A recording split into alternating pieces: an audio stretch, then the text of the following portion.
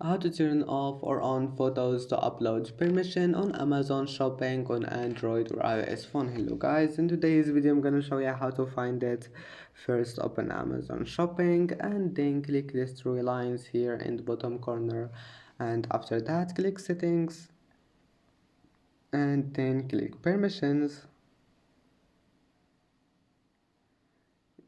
Now just wait few seconds, and after that just scroll down until you find it, and here is it, photos to upload. Now you can turn it on or off, it's easy, and I hope that can help you. And that's it for today's video. If you like this video, please don't forget to like and don't forget to subscribe, and thank you for watching this video until the end, and see you in the next video.